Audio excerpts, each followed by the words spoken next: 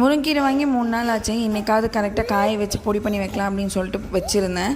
கொஞ்சம் நிழலில் காஞ்சா கொஞ்சம் லாங் லாஸ்டிங்காக வரும்னு சொல்லுவாங்க. பட் எனக்கு என்னன்னு தெரில. தெரிஞ்சவங்க கண்டிப்பாக எனக்கு கமெண்ட் பண்ணுங்கள். இதுக்கு முன்னாடி வீட்டில் கிச்சனை வச்சுருந்தவங்க எப்படி வச்சாங்கன்னே தெரில. நிறைய ஸ்டிக்கர்லாம் ஒட்டி பார்த்துமே கரையெல்லாம் எதுவுமே போகல. முக்கியமாக வந்துட்டு இந்த செவுத்தில் ஒரு ஸ்டிக்கர் ஒட்டியிருந்தாங்க. அதை என்னால் கிழிக்கவே முடியலை.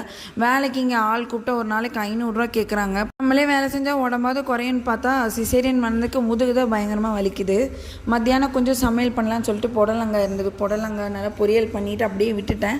நல்லா கறிகிரிச்சி இருந்தாலும் மத்தியானம் அதையவே வச்சு அட்ஜஸ்ட் பண்ணி சாப்பிட்டாச்சு. ஏன்னா தயிர் பெறைய ஊற்றி வச்சுருந்தேன். அம்மாலாம் எவ்வளோ அறிவாளிங்க அப்படிங்கிறது இப்போ தான் தெரிஞ்சுக்கிட்டேன். ஏன்னா வாஷிங் மிஷினுக்கு தண்ணி எடுத்து ஊற்றுற கஷ்டமாக இருக்குது அப்படின்னு சொன்னதுக்கு ஒரு டியூபோடு சேர்த்து இன்னொரு டியூபையும் சேர்த்து எனக்கு இணைச்சி கொடுத்துருந்தாங்க. அது என்னன்னு நீங்களே ஆக்சுவலாக நம்ம தண்ணி ஆன் பண்ணி விட்டு இப்படி உள்ளே விட்டோன்னா போதும், அதுவே நிறைஞ்சிக்கும். சரி, எவ்வளோ ஐடியா அம்மாக்களுக்கெல்லாம். நீங்களுமே இந்த மாதிரி ட்ரை பண்ணி பாருங்கள்.